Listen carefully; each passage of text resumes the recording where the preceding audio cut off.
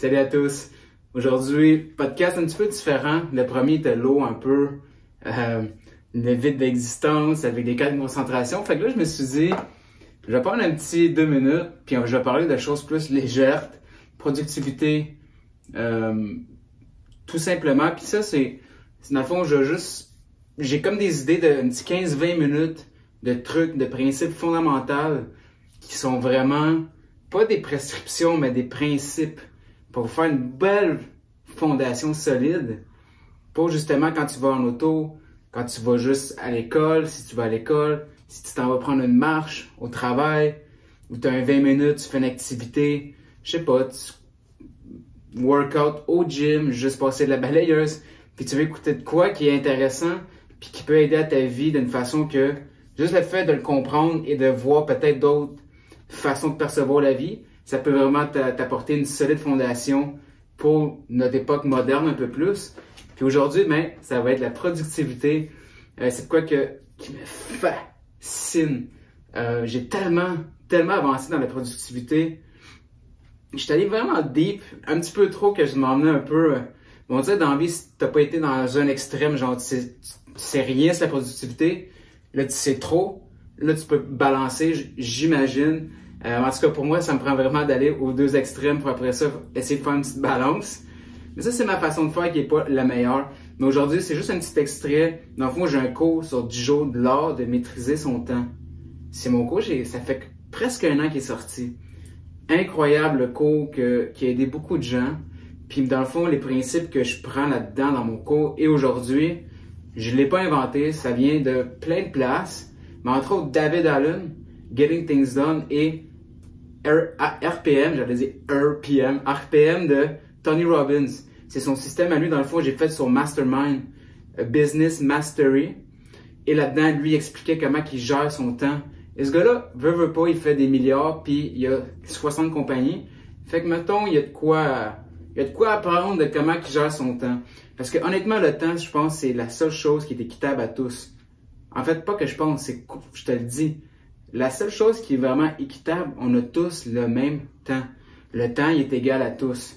C'est vrai que des fois, il y a des gens qui l'ont plus difficile, mais c'est pas à cause qu'ils ont moins de temps. Ceux qui disent j'ai pas le temps, bullshit. C'est pas que t'as pas le temps, c'est que t'as moins de priorités. Donc, tu ne priorises pas ceci dans ton temps. Mais c'est pas une question d'avoir plus ou moins de temps. Parce que le temps, c'est quoi? C'est une émotion.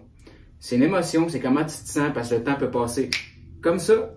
Ça peut être long. À l'école, je me rappelle, c'est tellement long et plate. Puis, mettons, quand je vais à une date ou quand que je passe un bon moment ou je fais un coaching ou un podcast, le temps disparaît.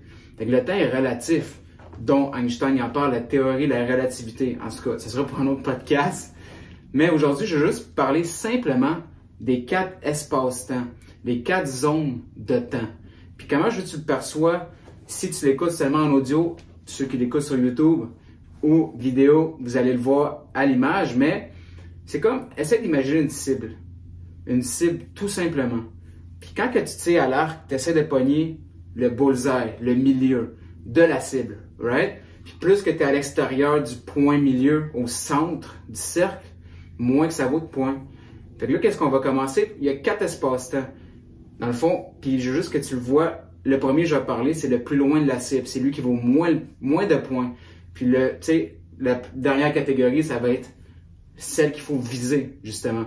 Et les autres, c'est pas qu'elles sont pas importantes, ça les prend, mais il faut pas que ça soit notre centre d'attention.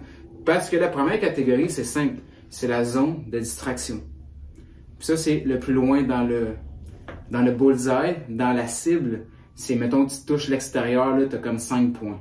Tu as 5 points quand tu passes ton temps dans la zone de la distraction. Puis ça, c'est vraiment utile. C'est utile, mais quand tu en passes trop, là, ça cache quelque chose. Soit tu fuis ta vie, soit que tu es tellement stressé que tu essaies de te distraire. Mais c'est pas mauvais. Comme j'y passe du temps, moi, comme un 10% de mon temps, j'ai du plaisir comme distraction pure. Comme ça peut être un podcast idiot, ça peut être juste végéter dans mon lit, c'est rare, mais ça l'arrive. Mais si tu passes beaucoup plus de temps, exemple 2-3 heures et plus par jour, il y a de quoi que tu évites et que tu te soulages d'une façon que tu n'es jamais satisfait. Là-dedans, dans la zone de la distraction, c'est pas bien ou mal là, ce que je veux dire, mais il y a ça dedans. Il y a du sexe. Sexe, quand que c'est avec plein de partenaires, on se distrait de quelque chose, de soi-même souvent. Il y a le plaisir immédiat, qui est pas mauvais, mais pas en excès. Netflix, ça peut rentrer dans la zone de la distraction. Manger, chialer. Il y en a qui aiment ça, chialer, aller sur les médias sociaux puis taper ses commentaires. J'envoie une couche comme big. T'as pas d'autre chose à faire? Être avec des gens négatifs, c'est se distraire. Puis c'est, dans le fond, la zone de la distraction, c'est non urgent, non important. Puis, faut pas que tu passes plus que 15% de ton temps dans cette zone-là. Et comment tu peux le savoir? Mais c'est simple. Moi, je viens de laisser un aide à la tâche que je veux que tu imprimes ou que tu ailles voir. Puis juste tu vois où ton temps part dans les 4 types de temps. Puis à partir de là, tu vas pouvoir te faire une base de, dans une semaine, combien de temps je passe vraiment à me distraire. Si c'est plus que genre 8-10 heures, il y a des questions à se poser. Puis honnêtement, c'est pas rare que les gens passent en moyenne 3 heures, 4 heures sur leur téléphone. Puis sur ton téléphone, c'est souvent pour se distraire ou dans l'autre zone qu'on va venir par la suite, mais c'est 3 heures par jour. C'est 1 mois, quasiment 2 mois par année. Tu peux en faire des choses dans une année. Donc ça, c'est la première zone, la distraction qui est pas urgente, pas importante. C'est la deuxième zone. Celle-là est un petit peu plus, ça s'appelle la zone de l'illusion. Ça, c'est quoi?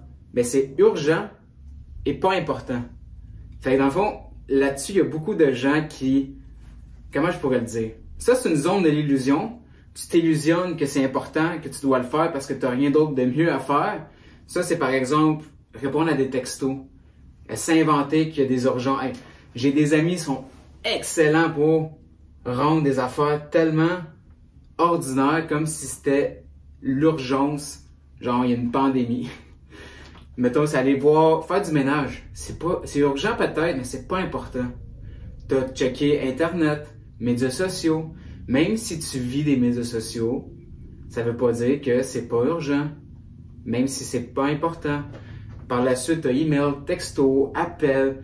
Puis ça, dans le fond, la zone de l'illusion, ça peut être facilement délégué. Ça peut s'automatiser ou même éliminer. Puis chaque fois, comment savoir si tu fais un type d'action que justement c'est une illusion? Mais quand tu fais ça, tu te sens un peu corrompu même. Ton estime. On dirait que tu t'es trahi.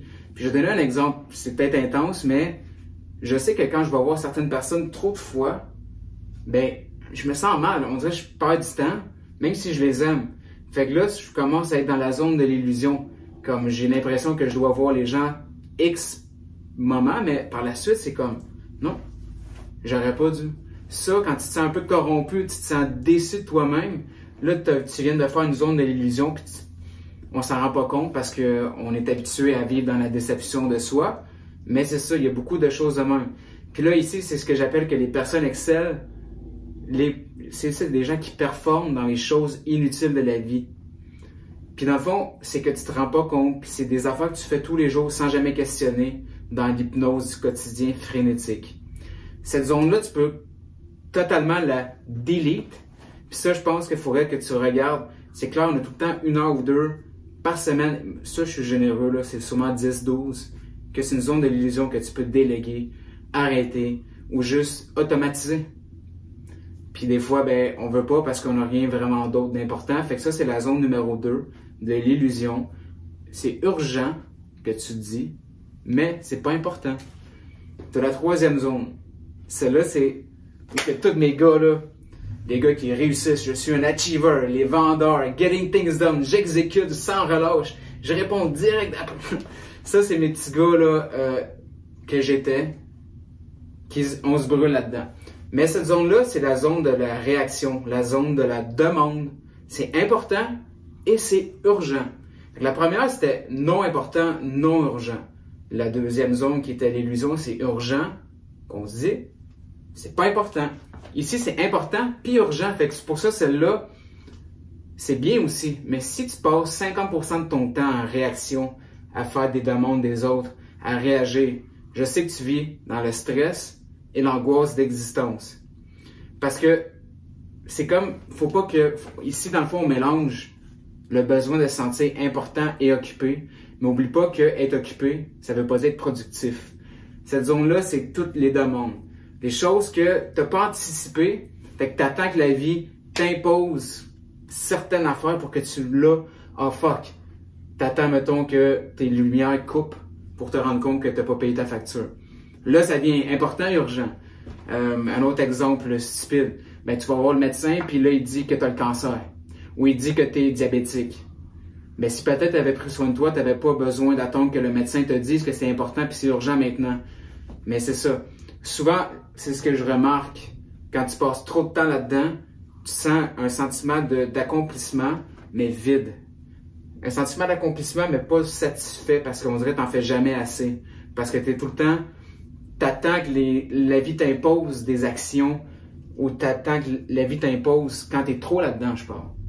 Que la vie impose des problèmes pour que tu réagisses.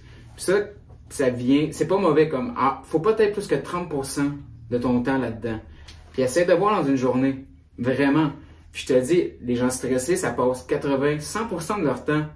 Moi, je te dirais 80% dans la zone de la demande, qui c'est important, mais urgent, et 20% dans la zone de la distraction, pour se sentir mieux, pour se soulager de leur vie frénétique. Essaie de voir dans l'exercice, là, dans la tâche que je vais laisser un PDF, combien de temps vraiment tu passes dans cette zone-là, dans une journée, dans une semaine. Si tu n'es pas capable de voir ce que tu fais, et de décrire ce que tu fais, tu sais pas ce que tu fais. Fait que, faut pas être hypnotisé, faut juste prendre conscience, s'éveiller, voir les affaires inutiles qu'on fait tous les jours. Il y a tellement d'affaires que j'ai arrêtées qu'il n'y avait pas aucune raison de continuer, mais je m'en rends pas compte. Et je refais souvent cet exercice-là à tous les mois, une fois par semaine. J'analyse mes types d'activités, le temps que je passe, puis je suis comme, quand je suis stressé, c'est clair, je passe 80% dans la zone de la demande. Pas plus que 30%, 40%. Faut juste que tu sois plus intentionnel, tout simplement. Puis ici, juste avant de passer à la dernière, dans le fond, ça c'est juste un extrait que je te parle de mon cours de 10 jours, l'art de maîtriser son temps. Ça c'est genre 7 minutes de mon cours. Il va deep en profondeur. C'est vraiment comme comment créer des catégories pour ta vie, tout balancer, systématiser. Après ça, t'as comme, ça c'est simple, là, les espaces-temps, c'est juste un petit podcast, mais c'est un petit peu plus poussé. Ta vision pour chaque catégorie, tes projets, objectifs, résultats, buts, tu sais, tout démystifier. Aussi, ta to-do list. Comment ça a l'air ta to-do list?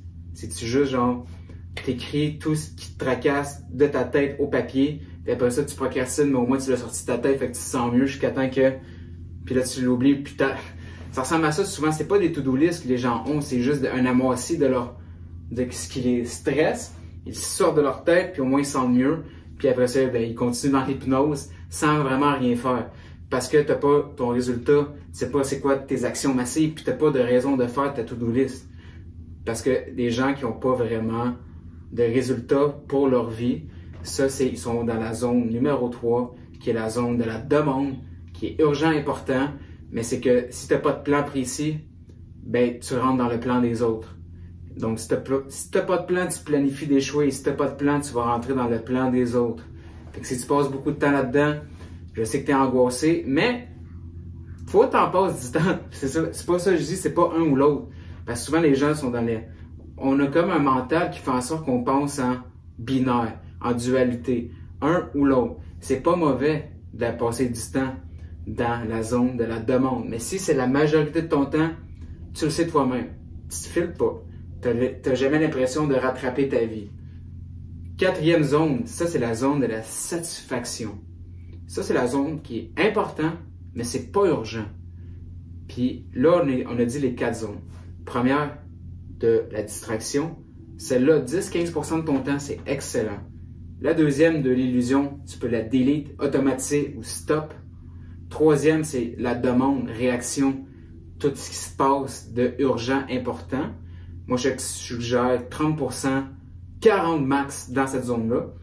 Et la zone de la satisfaction, par expérience, l'avoir fait avec plein de gens, il y a des milliers de gens qui ont fait mon cours. Puis en passant, j'ai un code rabais, tu reviens à, je pense, 60, 69,99 à place de 500.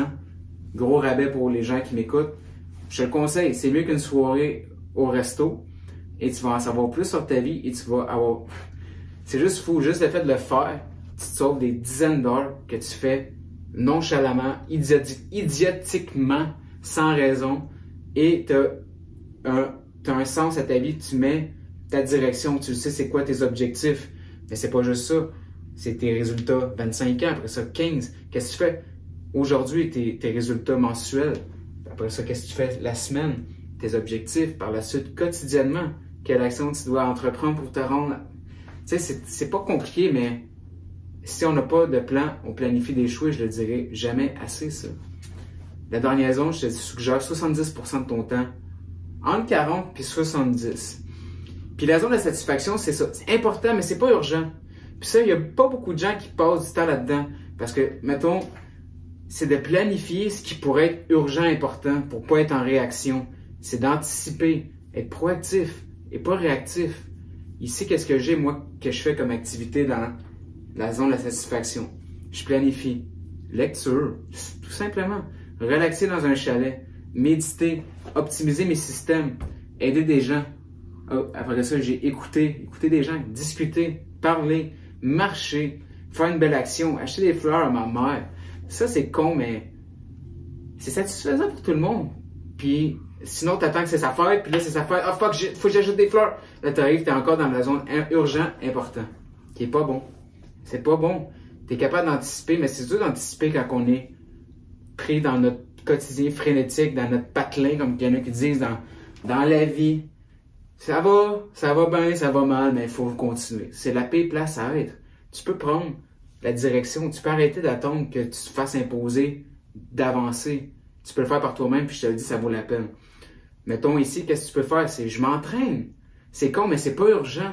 Je suis en santé. Mais j'anticipe que je veux pas avoir 60 ans puis être un tas de marde, qui a pas d'énergie, qui est pas là pour ses enfants, qui est après mourir, qui monte 4 marches, puis il est pas capable. Mais c'est ça. Il y en a qui vont entendre que ça soit urgent, puis même là, ils le feront pas. Mais là, c'est pas urgent, mais c'est fucking important. M'éduquer. Anticiper ce qui s'en vient, dans la crypto-monnaie. C'est pas urgent, mais c'est important parce que si tu passes à côté de ça, tu passes à côté de l'argent qui s'en vient à faire et justement, tu vas attendre c'est urgent, important, puis là, tu vas paniquer, puis là, tu as l'impression de rien savoir, puis on se stagne. Ça, c'est les 4 petites zones. J'ai même ici un exercice parce que juste prendre le temps et tu réponds à ça, au pire dans ta tête, mais fais-le, écris-le, je te le dis, c'est le fun. Moi, je demande comme question, si tu avais vraiment plus de temps, qu'est-ce que tu ferais? Prends un moment vraiment pour 2 minutes, là, si tu avais 1 heure, 2 heures de plus par jour, qu'est-ce que tu ferais avec ça? Vraiment. C'est quoi tu réalises? Tu as un but, lancer ton cours, aller en immobilier, acheter ta première maison. C'est quoi tu ferais avec ton temps de plus? Puis, deuxième question, je demande, c'est écris-toi des choses que tu fais dans ta semaine. Puis tu le sais à peu près. Puis ça sera pas vraiment précis, mais on se ment souvent. Soit on exagère qu'on fait pas tant de choses, aussi dans la distraction, ou on diminue, tu sais. Mais sois honnête, c'est juste pour toi. Si t'es pas honnête avec toi-même, tu peux pas être honnête avec personne. Puis, comment que tu veux optimiser ta productivité? Regarde ce que tu fais. Et quand tu vois ce que tu fais, mais là, tu as un baseline. Là, tu as un data de base que tu peux, après ça, optimiser à partir de là. Mais si tu sais pas ce que tu fais, mais t'es perdu. Réveille un peu. Puis, après ça, je demande, c'est où que tu passes vraiment le plus de temps? Tu le sais déjà à peu près. C'est 80% de ton temps dans la zone de la demande, puis après ça, 20% dans la distraction, plaisir immédiat. C'est clair, tu as une vie non satisfaisante et tu as tout le temps l'impression d'en faire jamais assez, mais je continue et j'essaie d'en faire plus. Ça marche pas. Ça marchera pas, je vous le dis, je l'ai essayé. Après ça, je te dis, écris toutes les raisons pour lesquelles tu sais que tu fais trop de choses stupides et que tu devrais justement les arrêter. Qu'est-ce que tu fais qui est idiot? Tu dis ça. Ça sert à rien. Ça sert à rien dans le fond. Je fais juste ça parce que il n'y a même pas de raison. Puis tu le sais. Tu le sais, il y a des choses, des contacts, des amis que tu maintiens, des relations, des engagements inutiles que tu peux arrêter puis ça va rien changer. Puis après ça, moi j'ai une dernière question pour toi. Est-ce que tu sais c'est quoi les tueurs des zones? Qu'est-ce qui tue? Qu'est-ce qui fait en sorte que tu t'enlèves de la zone de la satisfaction? 1, t'as peur. Fait que tu reviens à la demande. 2, le plaisir et la demande. Parce que tu as peur qu'il arrive quelque chose, ça t'enlève de la zone de la satisfaction. Après ça, tes demandes des gens sont infinies. Si tu es rejoignable en tout temps, tu n'as pas de structure autour de ton téléphone, que quelqu'un te texte à 9h puis tu réponds à l'instant même, mais tu n'es pas intentionnel, tu es réactionnel et tu n'es pas capable. Si vraiment une notification dicte comment tu dois te comporter et tu réponds directement, t'es littéralement un clown. Tu te fais manipuler par une notification qui ping, puis là tu vas comme les chiens de Pavlov, ping, puis là il allait manger, mais ping, tu prends ton tel puis tu réponds. Puis après ça, parce que ça s'arrête pas à répondre. T'es pas intentionnel, t'es réactionnel, t'es une victime des circonstances, puis après ça tu te demandes pourquoi t'es pas capable d'avancer. Wake up, enlève tes notifications. Je te dis pas parler sur ton cell, sois intentionnel, pas réactionnel. Si tu fais pas ça en 2021, bientôt 2022, tu vas l'échapper solide. Si tu as des notifications, tu as un grave problème, tu es sûrement névrotique puis tu es sûrement stressé. J'ai pas de notification. Si j'en avais, je ferais rien de ma vie parce que tu vois la notification puis ton cerveau, il sait pas la différence entre vraie personne ou une personne ou des pixels. Puis là, tu te sens mal parce que tu le sais que tu as vu le texto, mais tu réponds pas. Parce que tu as tes notifications puis tu te sens mal. C'est idiotique. Enlève tes notifications. Ça sert à rien. Sois intentionnel. Tu peux y aller aux 5 minutes, mais c'est toi qui y vas. Mais c'est pas le téléphone qui te dit d'y aller. Sois un peu plus en contrôle. T'as pas besoin de notifications. Et si t'as pas manqué un appel, ben garde tes notifications pour les appels de ta mère, de ta blonde, de peu importe, les gens importants. Et le reste, sois intentionnel. S'il te plaît. Si tu n'es pas capable de contrôler un téléphone, tu vas l'échapper quand il va y avoir la réalité virtuelle. Ça va être des 5 sens. C'est clair que tu es le premier perdu à vie là-dedans puis tu n'es plus capable de revenir dans le monde réel. Parce que déjà là, tu as de la misère avec un téléphone qui est même pas ces 2 sens. Visuel, puis tu te touches. Imagine que ce soit 5 sens, une expérience incroyable, ça s'en vient. On va te perdre. Tu vas être le premier perdu dans l'illusion. Fais attention, s'il te plaît. Puis, un petit truc.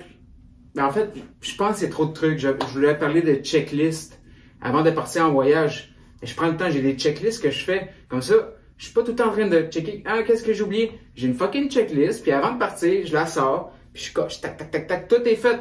Si tu planifies une fois, tu standardises l'excellence. Et c'était pas un cerveau externe. Une façon de tout ton savoir, ton ordi. Si t'es pas capable de gérer un ordi, ça va être vraiment difficile pour toi dans quelques années parce que je te le dis, ça s'en va pas nulle part. Fait que la productivité sur un ordinateur, ton espace digital, toutes des choses que je vais discuter et je sais que j'ai beaucoup d'amis jeunes de mon âge qui comprennent rien sur le téléphone. Rien.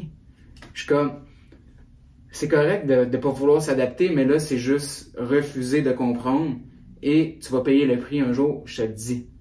Puis c'est pas d'être accro, c'est de comprendre les bases, comprendre les principes, comment optimiser ton ordi, comment écrire vite, comment faire des recherches, comment mettre ton information pour après ça faire des mini-résumés puis garder de l'information. Tu sais, les checklists. La technologie, c'est pas supposé être compliqué. Ça simplifie la vie. Puis check qu'est-ce qu'on en fait avec la technologie? Rien. On fait... C'est drôle, là, je sais pas, je vais le dire. C'est tellement beau la technologie, tu peux faire tellement d'affaires, je vis de ça. Je peux être n'importe où dans le monde. Mais à la place, les gens, qu'est-ce qu'ils font de la belle technologie? Ils font juste acheter des affaires sur Amazon, checker la vie de ses amis sur Instagram. Je suis méprisant, mais c'est triste. On est des singes, littéralement. On n'est pas tant moderne, on est tellement archaïque. La belle technologie, ça permet tellement de liberté, puis qu'est-ce qu'on fait? Rien. On fait juste médias sociaux, on check les autres. Après ça, on se compare, vu qu'on se sent pas assez, on achète des affaires sur Amazon qui nous arrivent rapide. On check YouTube, Netflix. Hey, merci technologie. Il y a tellement des belles choses qu'on peut faire avec ça. Genre, faire une différence, pas juste s'engourdir, mais parce que je vais devoir donner des petits trucs à tout le monde. Parce que j'étais le pire. Je juge pas, j'étais pareil. Je trouve juste ça drôle.